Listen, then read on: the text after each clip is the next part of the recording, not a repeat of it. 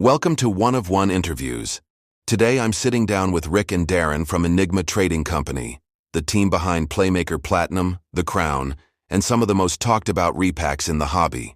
We'll cover their origin story, how they build their products, and where they see the hobby heading. Let's dive in. It looks fantastic. What is up? Enigma Trading Company in the building. I'm excited. This is amazing for those who don't know, because to have both of them on the line at once is something I thought would never be possible. So, welcome in. We got Rick Lewis, we got Darren Anderson, One of One Interviews. I'm Steven. Ivan's going to be my guy running around grabbing me waters and coffee cakes. So let's just get into it, guys. Again, thank you guys for doing this. For people who don't know, what is Enigma Trading Company and how did it come to be? So essentially what we are at this point is a wholesale company. We supply hobby shops and breakers across the United States.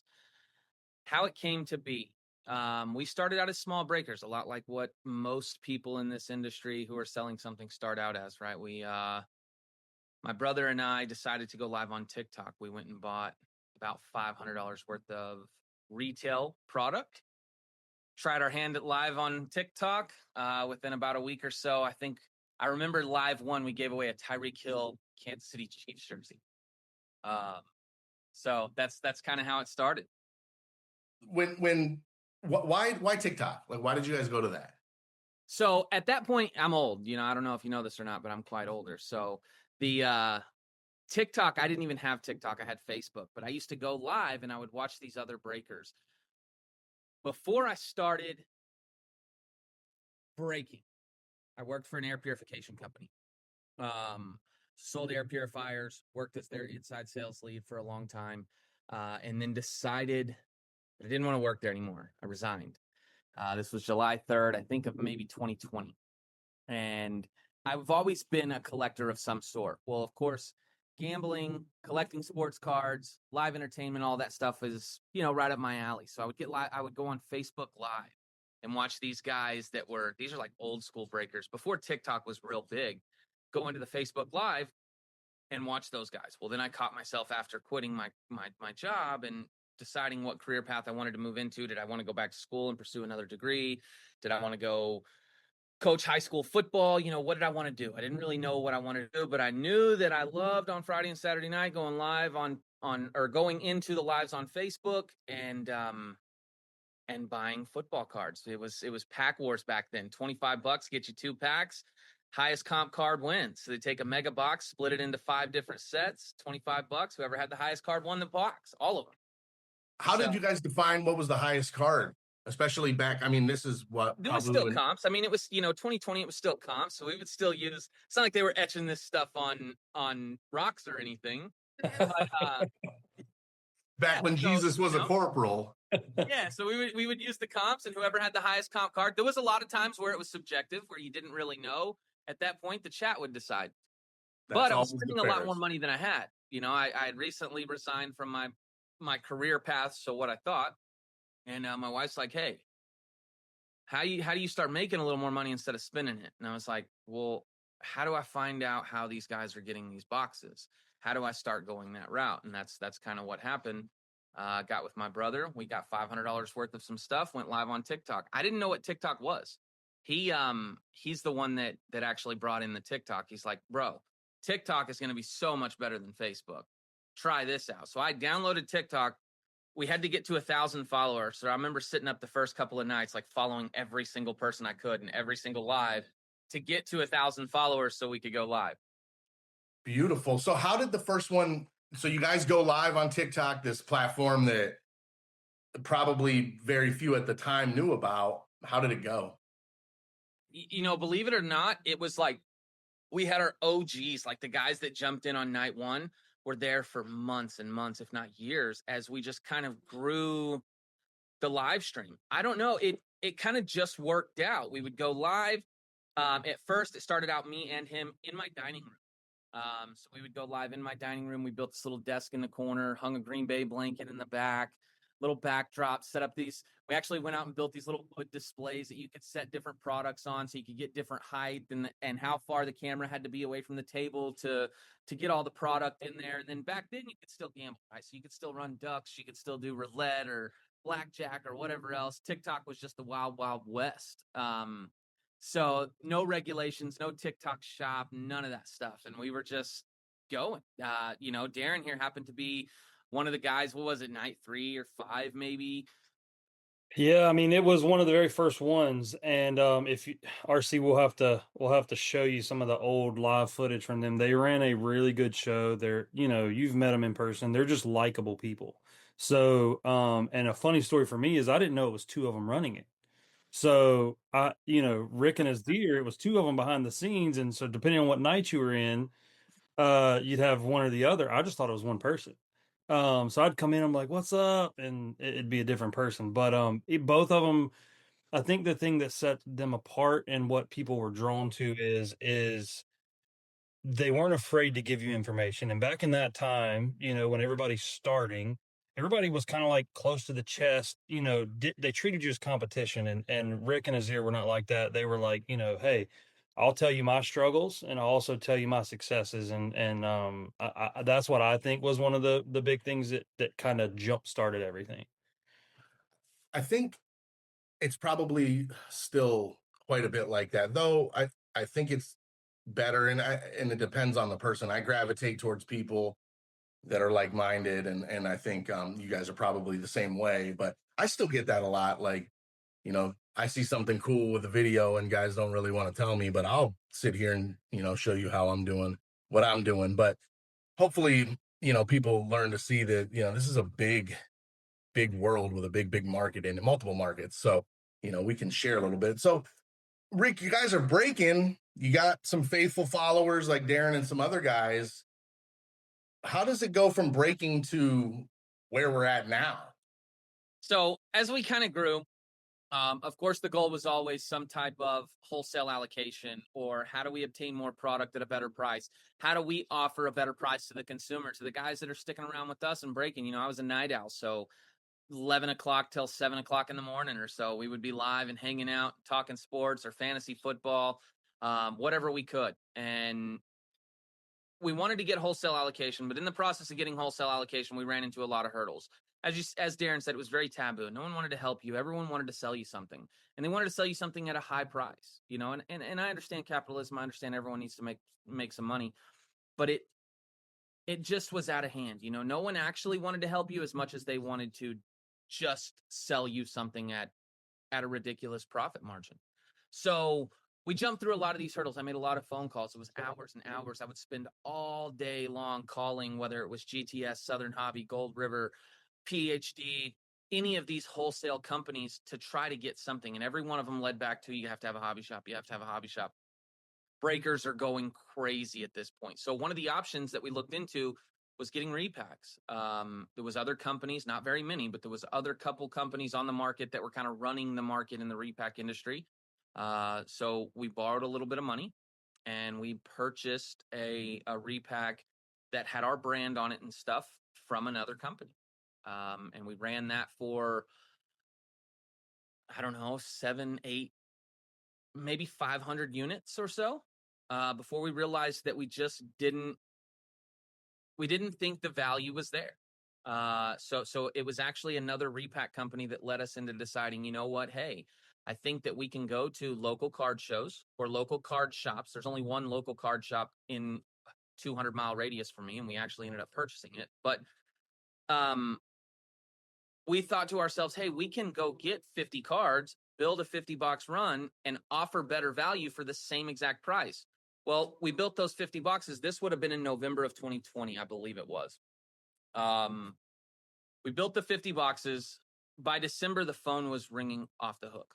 The emails, the text messages, the messages on TikTok, everybody wanted the boxes. Everyone, every breaker, everyone. So we decided, instead of continue building the boxes for ourselves, how about let's build them for everyone, right? That was the idea. It was like, oh shit, hey, we can really turn this into something.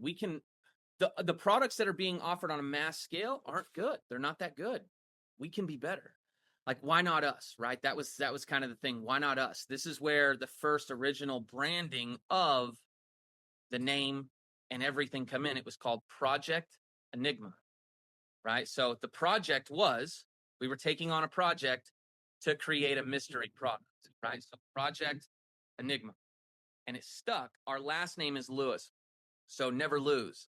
You can never lose if you continue to try, right? You can never lose. There's always a way to win. Don't take your losses on the chin. Take your losses on the chin, but don't let them define you. Don't let them stop you. Continue going. So we're never losing on this Project Enigma. And it's kind of stuck ever since. That's how it started. That is amazing. I mean, I still, when I heard of you guys, I'm searching everything, Project Enigma. I'm getting all kinds of different stuff. And when I found it, because when I first saw them too, I was into repacks and I actually enjoyed them more than anything else. Just, it's like a double whammy for me. I'm getting good football cards. In my case, I'm after football cards.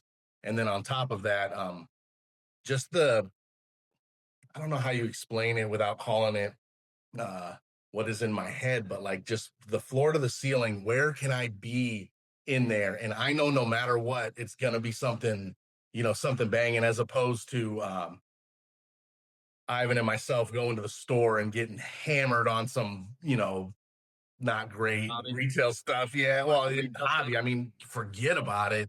That I'd love to, but I want to stay married, so my wife would just pat my head. Uh, so you guys get that going, and it's starting to go. Where does Darren fit into this? Darren, where do you come into this Project Enigma? So at the time, I was a realtor. I had 2 young kids doing the stay-at-home dad thing. And I was just tired of, my day was filled with writing boring contracts and changing dirty diapers. And I was like, I got to find something to break up the monotony. And so that's, around COVID, everybody had all the time on their hands, and realty just wasn't really going well. People were kind of creeped out about having, people in their house. And so it gave me a lot of time. And as with anything I do, I took the time and did the due diligence. And as we said earlier, Rick and Azir were one of the first ones, I think maybe the 6th or 7th breaker room. So, I mean, really, it was by luck that their stream popped up on my For You page. Like Rick, I had never had a TikTok before. But I just got on TikTok, typed in sports cards breaks, and they were one of the first handful that I went into, and they were the only one. I'll never forget this. I jump in the live and I see what they're doing. At this point, they had their own Hit Parade exclusive. And so I'm like, I want that. Like, I want to be able to run that product. A message in the chat, would love to chat, just getting into the hobby. And I'm not gonna lie to you, Rick gave me his personal number and was like, call me. I'll give you the good, the bad, but I'll also give you the ugly. If you're getting into this, you need to know what you're getting into. And that just always stuck with me. And I broke for about 6 months, was not that successful at it. But I had a good time. It gave me something to do. And I got a phone call from Rick, and he said, hey man, we have a vision for this thing. We're starting our own repack. Do you want to come on board? Do you think you could sell it? And I had a pretty good band of breakers that we kind of all started the game together. So I picked up the phone, started calling, and we sold out. I mean, it was pretty crazy. We sold out in just a few days, and that kind of was the launch pad into me joining. And you can ask Rick, once I'm in. And we've kind of been running full speed ever since. Rick, when you decided to go with this repack idea that was probably a lot less common than it is now, how much skepticism were you facing with, what is this mystery product? What could be in there? Like, how'd that go for you? So it was actually a lot easier back then because there wasn't such a bad stigma, right? There wasn't so many people putting bad cards that they had in their closet forever in bubble mailers or, Mylar bags. There wasn't all of this that came afterwards, right? So we'll kind of jump into how that transpired and went crazy, but in the beginning, we were welcomed, right? We were welcome into the hobby. And in all reality, and in the truth be told, we kind of missed the boat on the financial side of getting, a lot of these guys that started a repack right after us or right in the same time we didn't have the, I don't come from money. We don't have golden spoons, or, we hadn't worked hard our whole life to have a bunch of savings. Like, we're still in the process of, call it check to check, not necessarily check to check, but, just average, medium wealth, normal people. We didn't have the multi-millions of dollars, nor a funder that was going to, or an investor that was going to give us all this money. So we kind of missed the boat. While everyone else took off, we had hundreds and hundreds of emails from people who wanted the product that we just couldn't supply. So we kind of stuck with a core group of guys that really supported us, that were willing to run the product, and stuck with them and grew into, I guess, kind of where we are today. So what do you think that milestone was to hit that, where we are today? Like, what was that moment where you're like, "Phew, I think we're doing it"? I'll be transparent here, and this is something, I don't typically talk about the numbers, but year one, I remember it was like a part-time thing. I think we ran like $78,000 total sales, right? By year two, we had launched the repack. It was March 15th was the exact launch date. We went to I have 7 brothers, but my 2 younger brothers, Rusty and Azir, we ended up going to Lake Texoma. We had a little cabin. We brought our wives and stuff, and we had been talking about this and talking about this and talking about this, and that was like okay, let's do this. Let's take everything we got, throw it in the bag, and just see, right? Let's just see. I think we're onto something here. We have more business than we can even, let's try this. And so March 15th, we decided to launch a wholesale product. That got a truck driving by. That in itself was kind of the shocking moment, right? Like, okay, this is going to be something. Maybe it's not, who knows? But once we launched and you kind of go through all the trials and the problems that you did not foresee, right? There's some that you did see, but there's some you did not see. It was year two. Year two, we did over 7 figures in sales, and it was shocking, right? I remember sitting in those live streams in the first couple of weeks thinking, if we can just make $50,000 a piece this year, if we can just make 60, if I never have to go back to another job, if we can turn this into some type of career path, and then to run over $1 million in year 2, and then to double that into year 3, and to continue doubling it into year 4, it was blessed is the only term that I can find that I can use that even compares to what we have. We very fortunate, very blessed. Now, was there something, Rick, in between that first year and the second year that happened in the company that I don't want to? No, just kidding. Well, I mean, so what do you think, Darren? When you started with Enigma, and at what point were you like, I think we're here?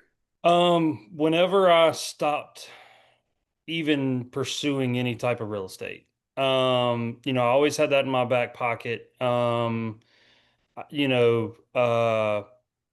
It started out, and I mean, just to be transparent, I was commission only. So if I sold a lot, I did really well. If I didn't sell anything, there was no money coming in. And so I always kept the real estate kind of on the side as, if this ever goes bottoms up, I can at least go sell a house and be good. The moment that I started turning down listings and buyer clients, because I wanted to do this more than realty. And I think the moment we dropped project out, we had a phone call and we were like, we're dropping project out of the name because it's no longer a project. It's proven now. Yeah. So that was a really cool phone call when we said, hey, we're changing the branding up. The project phase is over. Now it's go time. And I mean, ever since then, I mean, we've just been grinding, man. And it, like I said, once I realized I didn't have to do realty anymore and I could provide for my family, I mean, how lucky are we, man? We get to play with sports cards and sports memorabilia all day. I mean, we're just living the dream. That is like beyond inspiring to anybody that wants to do anything really, because it's risky. And anytime we're going to do something, but without risk, there's going to be no reward. So let me ask you guys this though. If you had to go back in time knowing what you know now, but starting from, we'll say the point where you started from, minimal beginning, what would you change in your path forward? Cliche as it may sound, a lot of the mistakes and a lot of the issues and a lot of the stuff that we ran into kind of created the product that we have today and kind of created the people that we are today.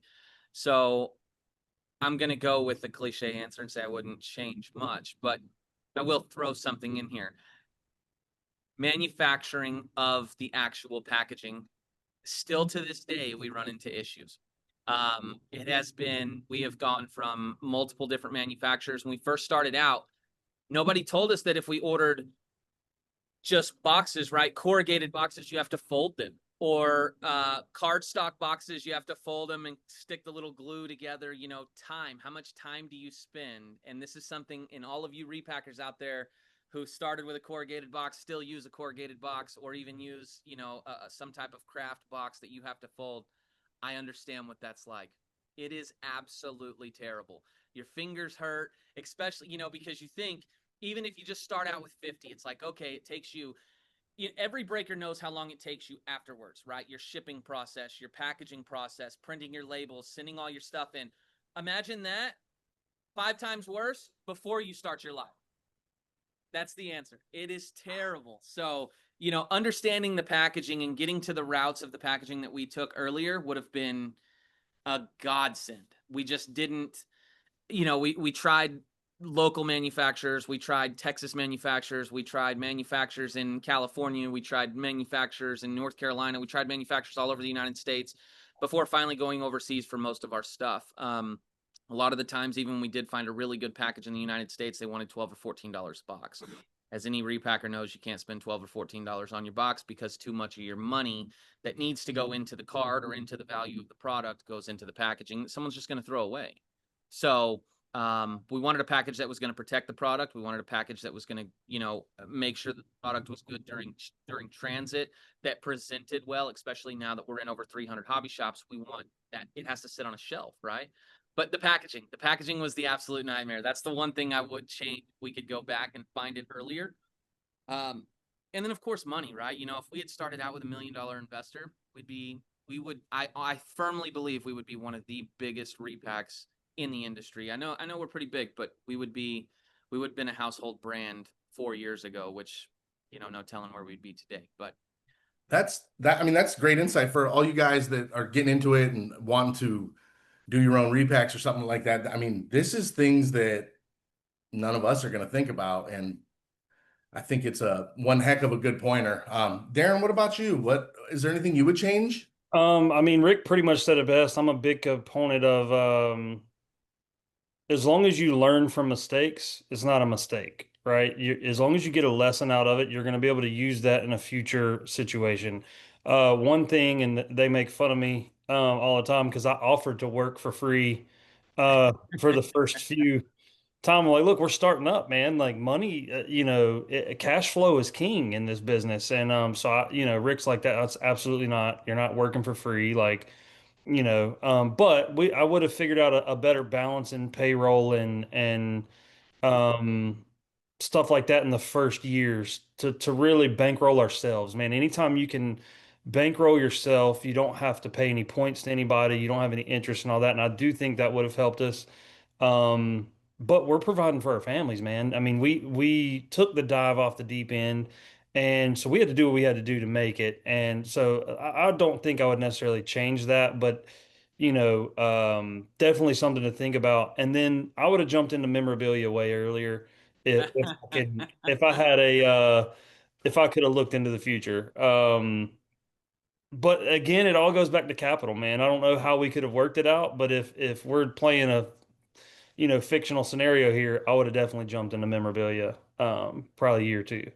Beautiful. So, well, both with memorabilia, actually more to what Rick was saying with packaging. To me, in my case, either biggest or second biggest draw was when I got that box the first time. The first one I got from you guys was a Yeti. And when it came to my house, ordered from the website, in that box, how it opens, the magnetic clip on the side, open it up, and it was, oh, I mean, it was amazing. I'm in breaks, repack breaks left and right, and the only time I get something like that is one of your guys' products, whichever one it may be, it's yours. I just don't get that. And for a guy like me, I'm all about presentation and everything. If I see that, that's product A versus product B and it's in a Mylar bag, you know, I'm going to gravitate to that because I want to spend my money where I think the level of everything is, you know, higher. So besides that in general, because that is to me blatantly obvious, because I disagree. I don't throw that stuff away. I mean, if it was a bag, I would. But if I got a box, you should see up in my break room the amount of boxes. I could probably sell you guys your stuff back at a ridiculous price. I have a lot. Well, we'll talk after the interview. For sure, right? Oh, you're already texting me about it. Weird. What else makes Enigma stand out, you know, compared to everybody else on the market? And I mean, and everybody else is on the market. So what separates you guys? There's a lot. There's a lot that goes into building a repack. I think that as people jump into this, they understand that they start to understand just how much work needs to be done in the back end of building a repack, right? It's not just to throw 10 cards together and hope that they sell, or throw 50 cards together, or on our scale, throw thousands and thousands or even hundreds of thousands of cards together. There's an algorithm to this. You know, one of the things that Darren's done for us over the last 4 years is just put together some of the baddest runs on the market. You know, whether it's one thing that we've always catered to that might be slightly different from a lot of our competitors is the value, right? We're not going to be the most diverse. We don't put our focus and effort into being the most diverse. We put our focus and effort into making sure that the value is going to be there, right? When we build a 1,000-box run, let's say it's a $100 box, it's $100,000 worth of product going out the door. We want to do our absolute best and do our due diligence to make sure that as close to, if not more than $100,000 in value goes into those products, right? Now, we can't always do that, but that's the goal, right? And I feel like, especially in the beginning when we were working with some other people or even different clients, or we look on the market today when we're doing market research, the numbers aren't quite there, right? It's 50%, you know? So if you're going to spend $100,000 on repack, you're going to get $50,000 worth of cards. We want to beat that, right? Not only do we want to beat that, we want to get to 1-to-1. It's super hard to do, especially in today's age where there's so many. Like you said, everyone and their dogs have a repack or of some sort. So what really sets us apart is we attempt to make sure that the value is there as much as we can. You know, of course, our packaging, we go above and beyond for our packaging.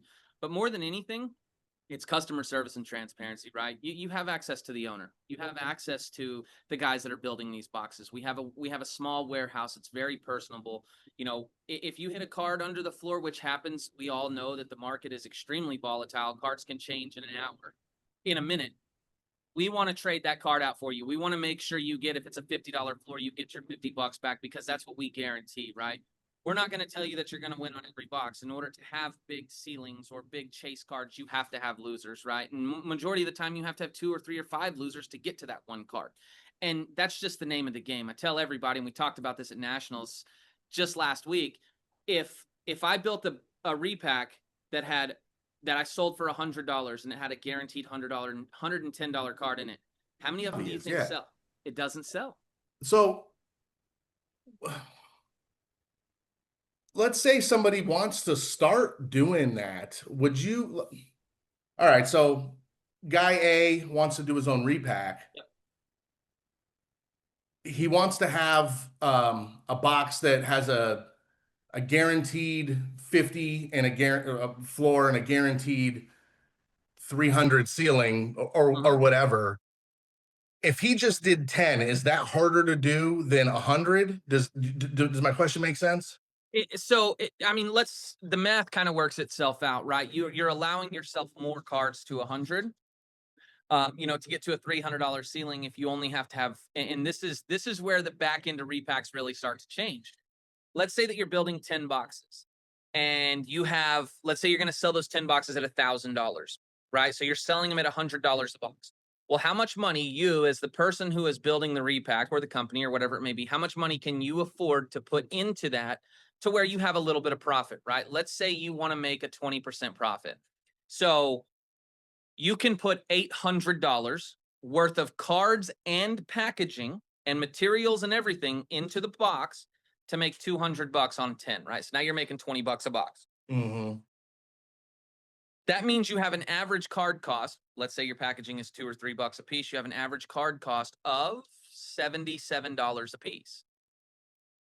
So how do you go from $77 a box to one has to be 300 and one can only be 50? So if you take 20, 20, 27, 27, 27, 27, right? So if you just get on a Google spreadsheet. This is what I tell everybody. Get a Google spreadsheet or an Excel spreadsheet, 10 lines. Put your floor at the top and your ceiling at the bottom or vice versa. And then build the boxes in between until you get to the number that you can spend.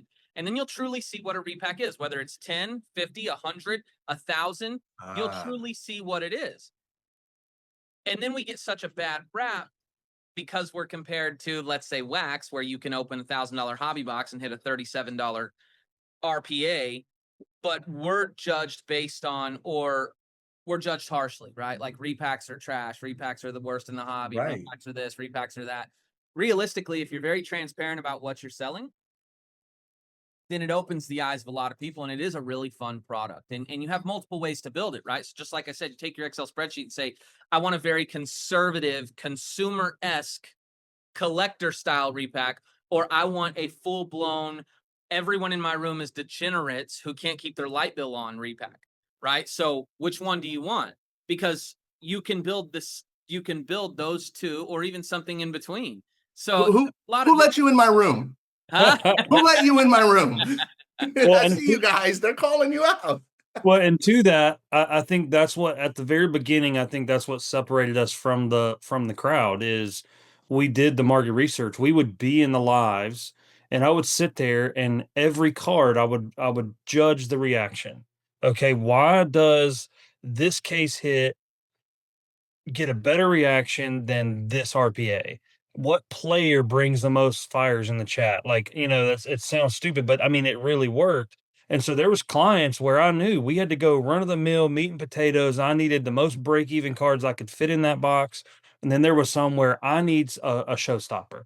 And I think that with that market research, it kind of put us right where we needed to be with each client and each community. That we were servicing. And I really do think that that was a big part of our early success was me and Rick would stay up. He talks about the spreadsheet, man. If I never see another Google spreadsheet in my life, I wouldn't be mad about it. There's days where we're up till 2 or 3 in the morning, literally trying to squeeze $4 more into a repack. And I don't think anybody else is doing that. And to his point of, everybody thinks, oh, he sold 10 boxes for $100. That's $1,000. It's not though. It's not. Packaging is, $1 to $2 a box. We're talking sweaters got to get printed, sweat cards, polyolefin bags to heat shrink them, any type of one touch sticker.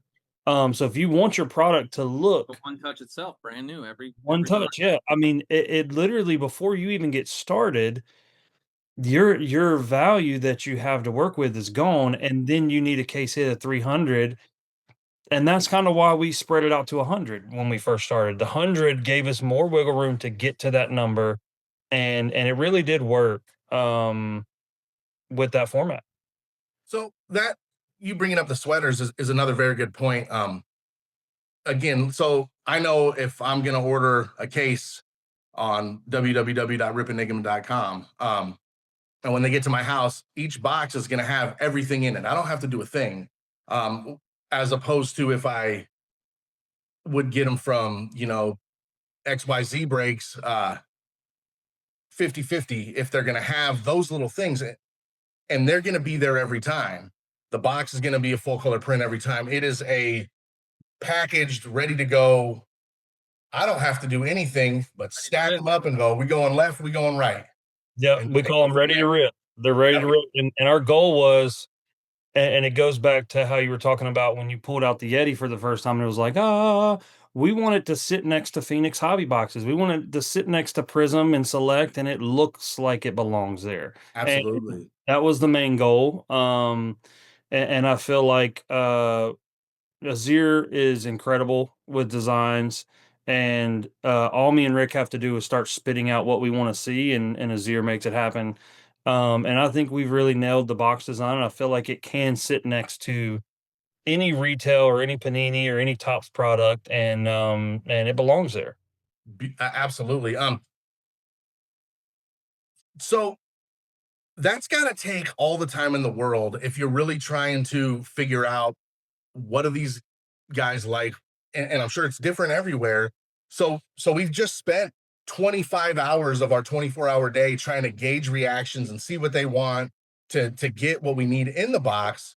But then we got to get what we need in the box. Where do we get it from? How do you guys get these cards? I mean, I go to my local card store or card show every weekend. We got one here right down the street, not far at all.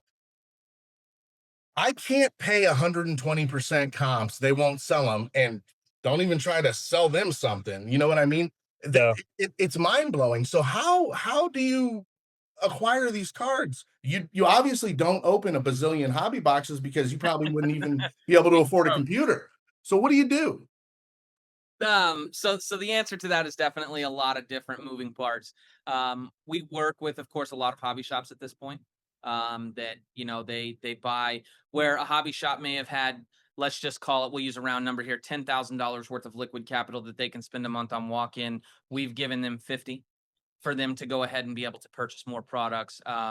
So whether it's local hobby shops, of course, we own an actual hobby shop, and then just honestly, good, faithful clients that we've been working with for a long time. We have a guy that works with us. His name is Jordan. He flies all over the United States, goes to some of the biggest card shows. He hits the trade nights, everything he can to obtain as much product as he possibly can. So whether it's card buyers all across the United States, hobby shops that send us stuff, or just buying them right here, walk-in traffic that people walk into our hobby shop, that's really how they're obtained. We get to some points where it's like, oh shit, we have $460,000 worth of sales this month, and we don't have a single card. Where do we get them? Well, the answer to that is just get on a plane and fly somewhere. Whether it's down to Florida and with some of those guys down there. If it's Pokemon, we're going to Florida. Cards typically is in the Northeast. There's a lot of really good hobby shops in the Northeast that help us out. Yeah, it's just kind of all over the place, as we've kind of transpired, kind of grown into the wholesale of the hobby shop versus the wholesale to the breaker or working live stream entertainment. It's changed a lot. We get a lot more people willing to sell us their cards. So it's a lot easier. So you mentioned Pokemon, and that'll kind of, so obviously we know we do football. You just said you do Pokemon. Yeah. What else does Enigma Trading Company do? So we actually just launched at Nationals our 25-26 product catalog. The product catalog is going to kind of go through all the products that we have, but basically 3 to 4 boxes of every sport. Well, your 3 big sports anyways: football, basketball, baseball. A couple boxes of Pokemon, so you'll have a low, a mid, a high-end Pokemon. But memorabilia, as Darren mentioned earlier, memorabilia is something we jumped into at the beginning of this year. They finally drug me into, wanting this memorabilia. I pushed it off for a long time. It's super expensive. Yeah, they get me to join into this memorabilia push. Again, we're into product and packaging manufacturing, which is an absolute nightmare and has been a nightmare. Ask Darren. He just cost us a bunch of money with rubber boxes that they sent us that are terrible. And I said, I'm never gonna. So, and then of course there's a massive scandal going on with fake autographs and fake stickers and fake stuff like that. But luckily we've kind of escaped all of that. We did lose a little money in packaging, but it worked out. We got a new manufacturer down in Florida that's done extremely well for us with the boxes. And then, all of our products as far as memorabilia are purchased from direct sources. So we don't have any secondary market stuff right now that's going to have any issues with autographs or fake seals or stamps of approvals or anything like that. So yes, jumping into the memorabilia. With memorabilia, so for the layman, so you might say memorabilia in a card guy like myself, I'm thinking patches on cards or maybe even jerseys. Is there anything besides that you're doing? Mini jerseys and full-size helmets, all of them. That's what I'm talking about. The Crown. Darren. Will you tell me a little bit about the crown? I bet you will. It's probably one of my favorite products that we've done. It could have been too because it gave us a little breath of fresh air. I mean, we've just been grinding cards for so long that when we got to kind of dive into something a little different, it kind of energized us again and gave us that, like new car, I guess. When you get a new car, you wash it every week for the first month and then, so but the Crown is a premium helmet mystery product. And we kind of one of our biggest things that since we started as breakers, we know what the breaker side of things are. And so the biggest thing that I thought about a mystery helmet product is if you hit the chaser in the third box and you have 20 boxes, those next 17 are gonna be tough. And so what we did is we pulled the chasers outside of the box. We display them. So the breaker that buys our run gets to show you the best 5 helmets that are gonna be in that run the entire time.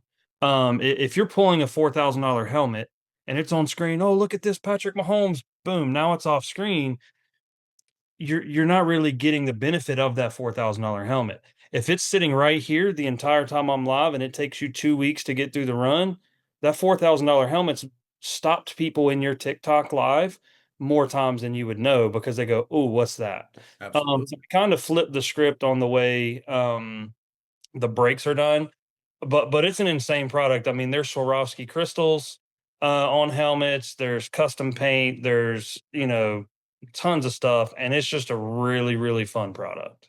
Yeah, the first time I saw him, it was like, oh, getting one of the boxes. It was just next level. I said, "What am I looking at here? Yeah. This is bananas." And it happened to be a Patrick Mahomes custom rip design. That was, I mean, any way you turned it, it's just bling, it was just wild. And I'm like, I've never seen anything like that in my entire life. I didn't know people were putting crystals on them. I had, and typically I always see the mini helmets and then I see a full size and I'm like, oh, these are in breaks. I have a shot at getting one of these now. Oh man. That is They're beautiful. So breaking everything these days. it's yeah, boy, it is something else. So we start with breaking cards, we go into repacks. Now we got crystals on helmets. What how can you innovate from here? What can you do next? Like, is there anything you guys are working on or want to tell us or anything? Go ahead, Darren. Well, like Rick said, we have a new 2025, 2026 product catalog. And that's taken us from I would say about 12 products to we're now 25 different products. So especially on the purchase and intake side of it on mine, it's going to be focusing on how to manage that. Um, but Rick, do you want to take the So nothing new, nothing extravagantly new this year. What we're focusing on this year as a company is just efficiency. We want to put out the best product on the market. That's the truth. Whether it's the value, whether it's the players, whether it's the names. Um, we have worked really hard and diligently to make sure that we have not only clients but partners, right? As we grow this into what we believe it can become, we want to strategically put the right people in the right places. All the way down from the warehouse that's going to put the cards in the boxes, how they're going to take care of them, what their QC controls are, how we're going to fix any small issues we may have had. Everyone's human, we have issues. We want to make sure that we tighten those up all the way up to, as Darren said, the intake and purchasing side, how the cards are coming in, how they're being shipped in, how fast they're coming in, how fast we can get them out the door. We talked about volatility. We want to make sure that cards are coming in and out of our product or out of our warehouses fast. We don't want to keep them because the longer we keep them, if it's a volatile, if they're downsliding, then we're losing value. Um, or the consumer themselves are losing value. Our goal is always going to be to create the most value. So in and out. One things this year is going to be definitely efficiency. We want to run more efficient. Like you said, we launched about 12 new products throughout the year. Making sure we have those strapped down. Next year, whole different story. We'll be bringing a lot more stuff. So this year is basically a grind year, nose down, and keep it rolling. We do have some big things coming in the future. Swarovski was a name that's mentioned. We can legally mention that name now, whereas no one else can. So there's that. That's beautiful. That's interesting you say that, because with the whole everything that's going on, you know, with the behind the autographs and just, you know, counterfeits and stuff, it's good to feel comfortable about, you know, I can go to them and say, oh, Enigma Trading Companies, you know, they're one of our people. We, you know, they're whatever the term is, you know, I don't think it's a verified seller or something. That's in my head, I'm a whatnot guy, so I verified. As far as repacks go, where do you see the future leaning? I mean, everybody's doing them. I can't. There's more. I mean, kids are selling them on the corner like it's lemonade stands these days. Do you see people going more to like low end stuff? Are we gonna go high end? Like, is it something that's gonna become for like the everyday casual collector? I can go into any store and we see them in Walmart. Like, what do you see the future of them?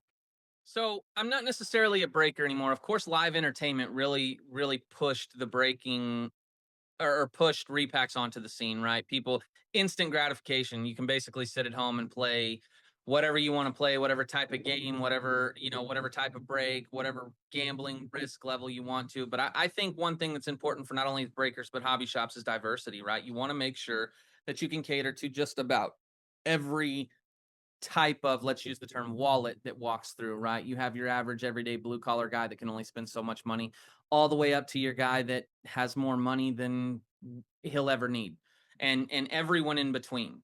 So I think it's important to have a little bit of everything. You know, you want, as some, especially as a breaker or a hobby shop, if someone walks through your door, you don't want to just be catering to high end, or you don't want to just be catering to the low end.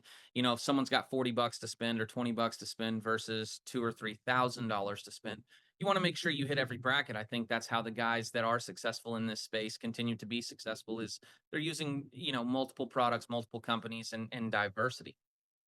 Right on. Now, with your guys' background in the repacks, have you noticed any shifts in like collector focus?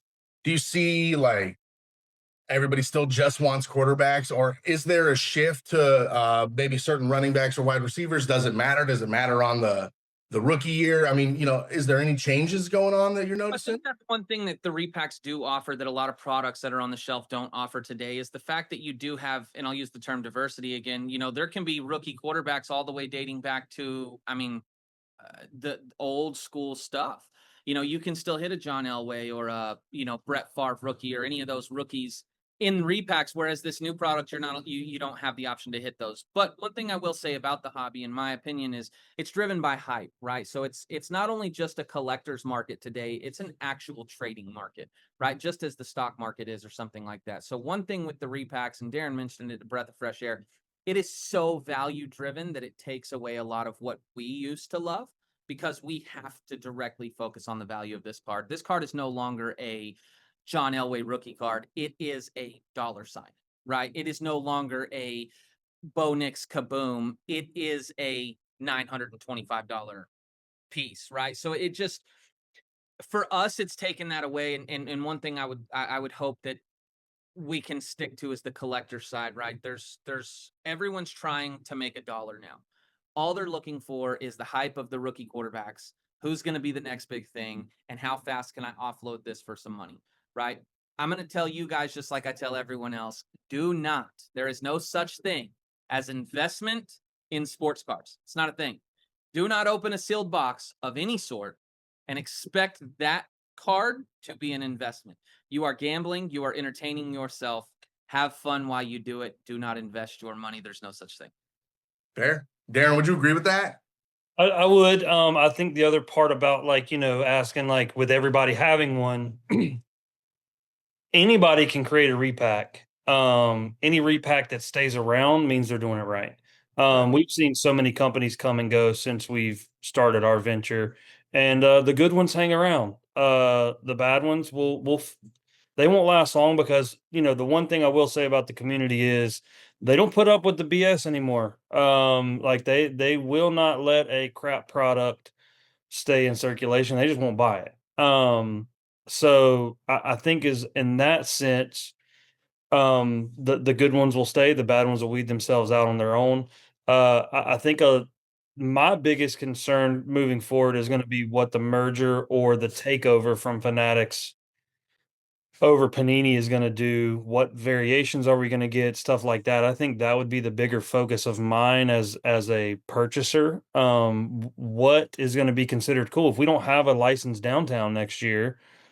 What am I putting in as my case hit now? What is Topps gonna do to give me that level of a card? And just finding that and making sure we keep the top of the line cards in there, whatever that may be.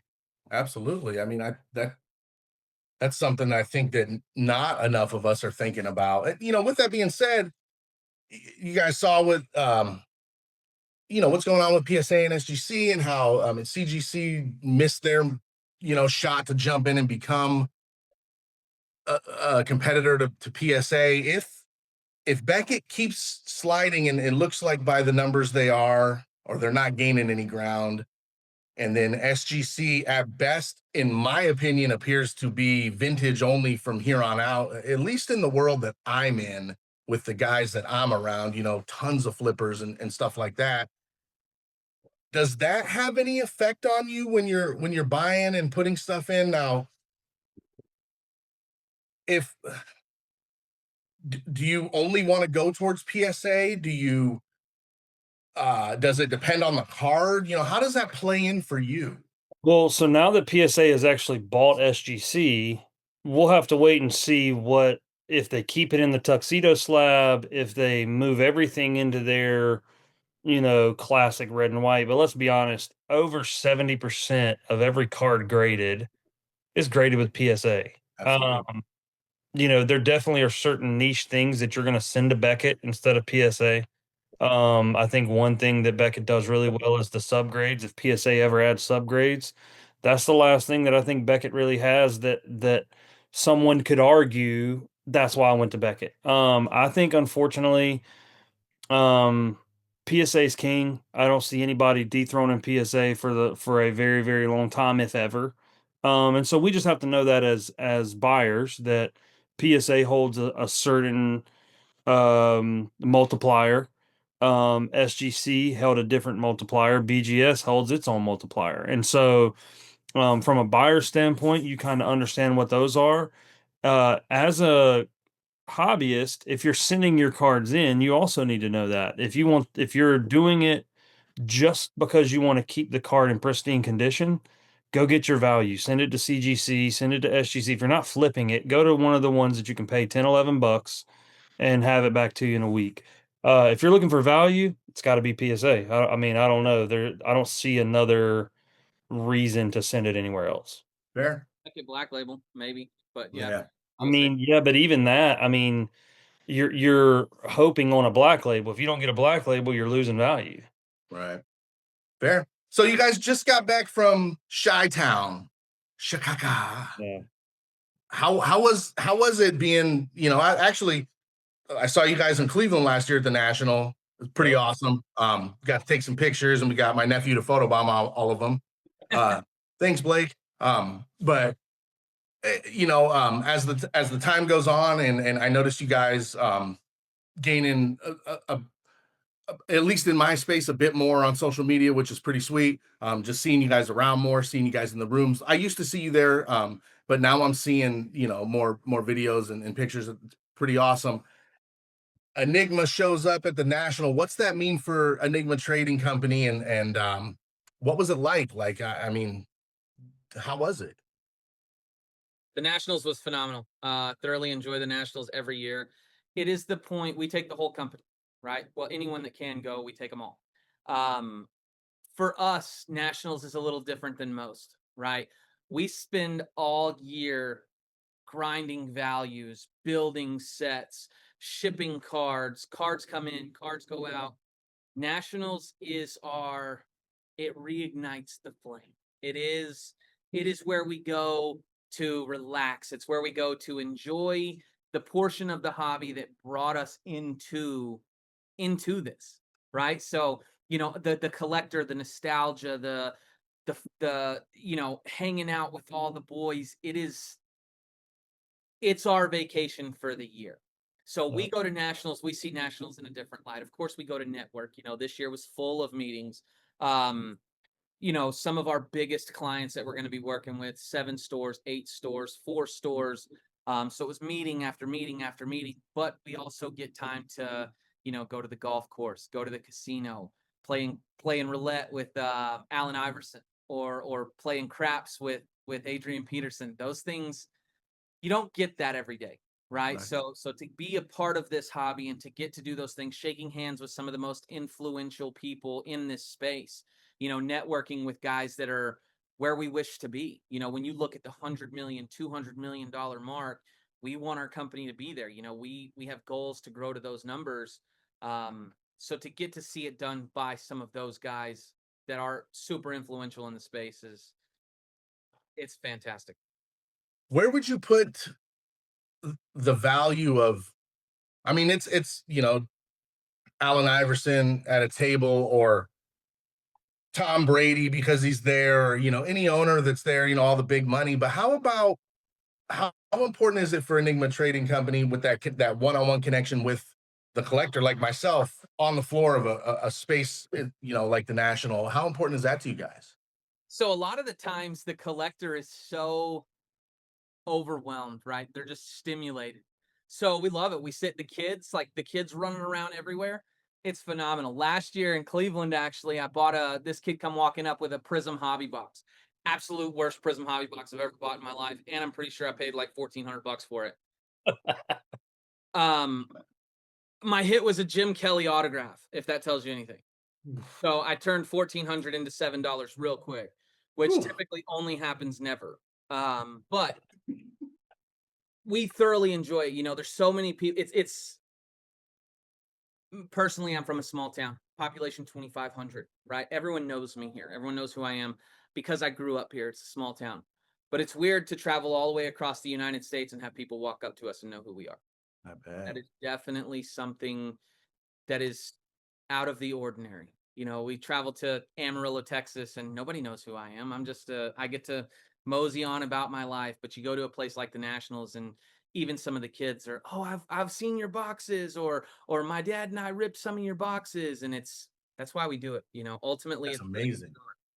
Did you notice any of the vendors selling just repack products of their own, or some of the bigger ones? Is that something you guys saw, or of course.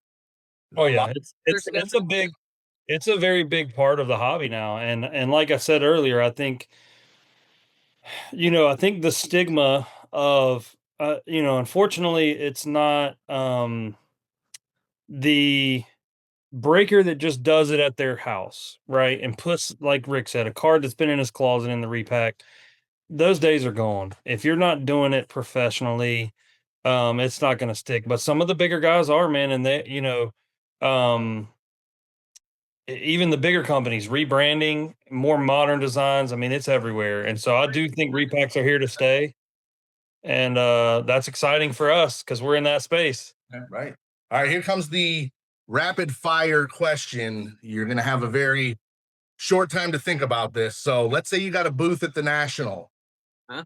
I walk up. I have no idea what these cool looking boxes are on the table. Give me your quick 10 to 15 second pitch. What's your price point? I'm cheap. I got $200. What are you looking for? I'm looking for the best football card I can get. Best football card. Here you go. You're going to want a gold. You're going to want a Playmaker Gold. We're going to send you into a Playmaker Gold. The reason you want that card is because even if you miss, you're going to get an item that will go into your collection that could potentially gain value throughout the season. We're in the beginning of the season. Beautiful. I like it. That's good stuff. Mine would have been like, come back to me with a Braves jersey and then we'll talk. Who's that? Braves. I don't think I've ever heard of them. Ever. I should have had a Padres jersey on. It would have been. All right. So, any advice to any of these guys? I mean, you kind of actually, this whole interview has been advice, but like, I'll get one quick tip, from each of you. I want to start a repack today. Give me a little nugget. Okay. So starting a repack is not as easy as it looks, but I definitely recommend anybody who wants to do it should do it. Any small breaker out there that's looking to add something else for their customer base, get a repack, add a repack. Whether you trust the big companies or don't trust the big companies, want to build your own, however you want to do it. I'm an advocate for building your own repack. My number hopefully will be posted somewhere on this, or access to be able to speak to me directly, hopefully somewhere on this podcast. Call me.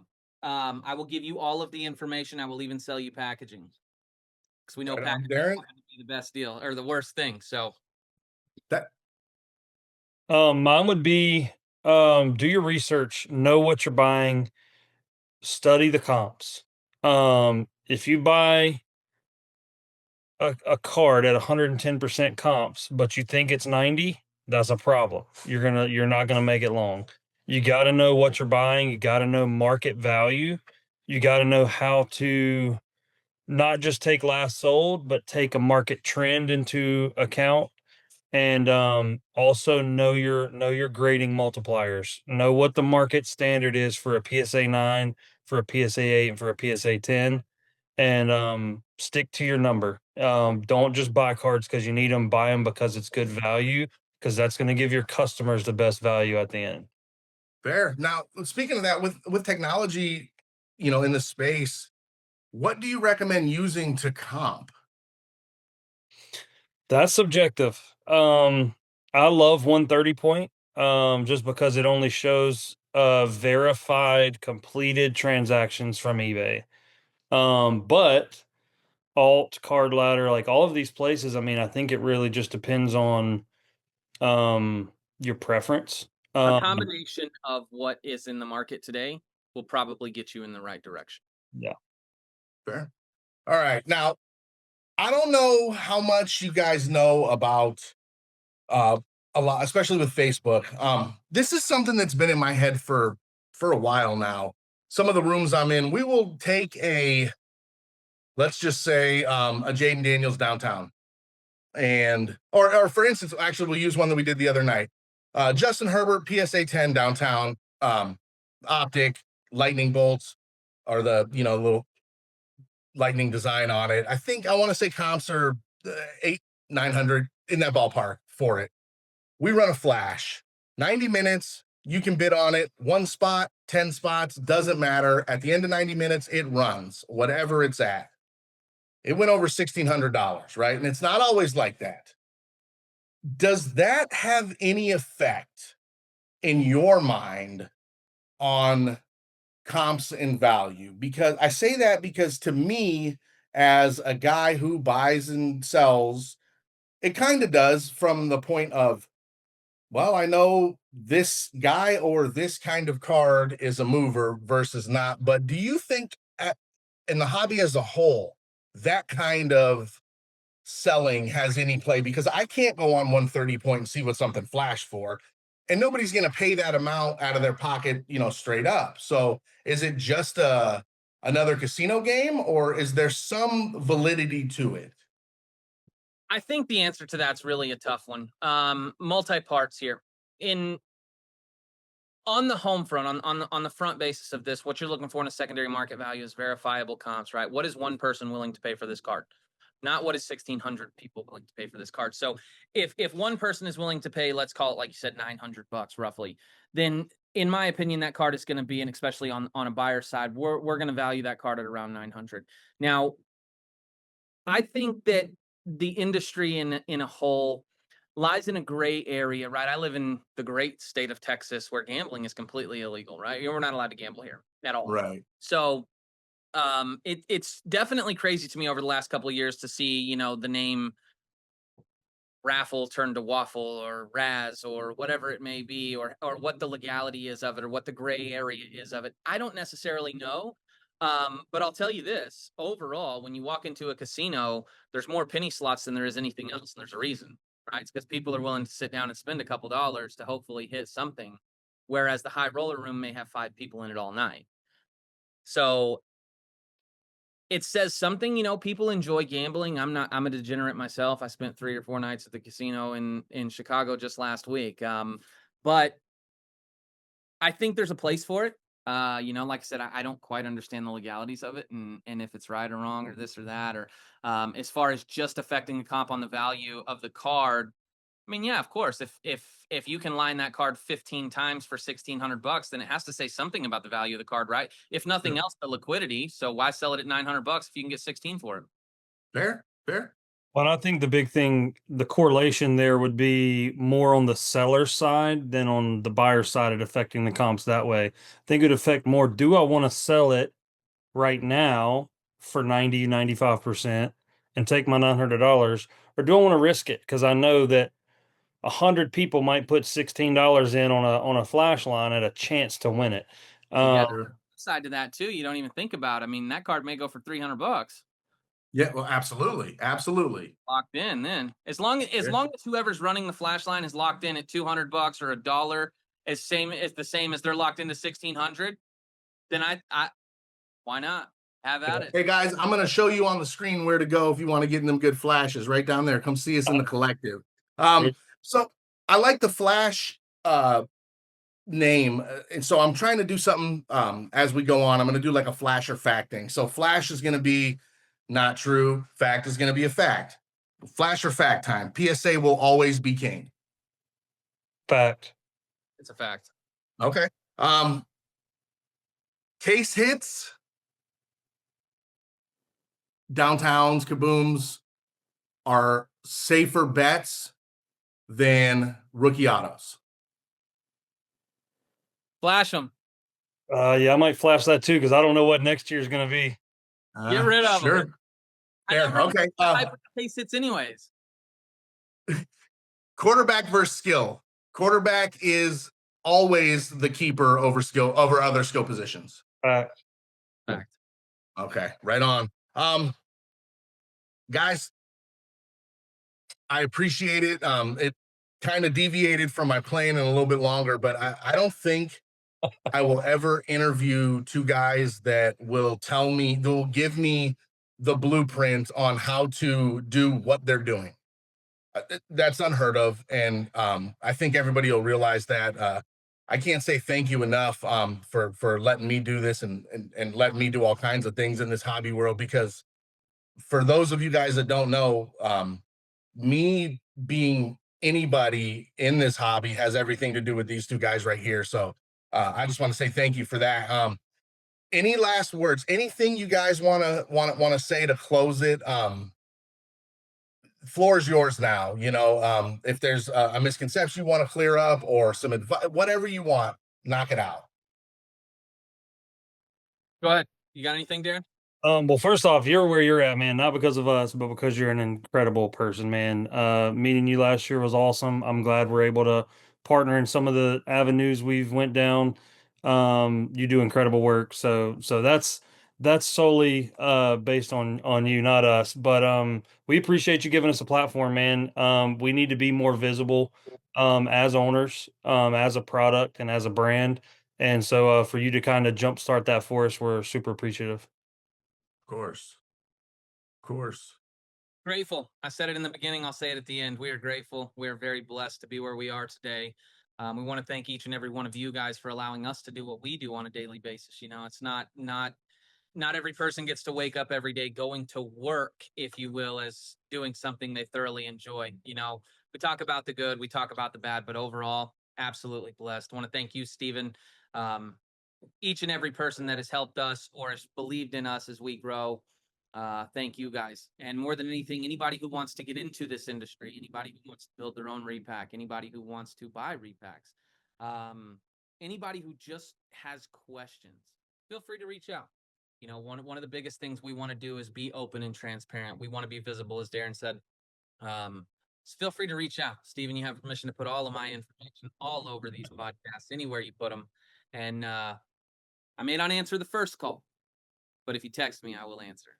For sure. And I'm glad you gave me permission, because I have been putting your phone number in bathroom stalls from here to Iowa. So I'm sure you'll be getting a few calls. So you guys, this is wonderful. I'll have everybody. You guys visit the website, www.ripenigma.com. Hit me up if you need to get their contact info. I'm going to have it displayed on the screen, as you can see down here right now. Again, you guys are more than a business. You're like a movement. Like, it is just something else, and it truly is a breath of fresh air. The fact that within, I don't know, a couple weeks, you guys knew my kid's name, and I'm just a guy buying. That says everything in the world. That and trust me, if you guys know me, when I say they're legit guys, you guys know me. You guys know that that's straight up. So again, thank you guys so much. I cannot wait to get these next playmakers in the mailbox so we can get this rolling, and let's see what this next year brings. Absolutely, man. Thank you. Training videos. All right. Thank you guys. I appreciate it, and we'll see you. Awesome. See you guys. Peace.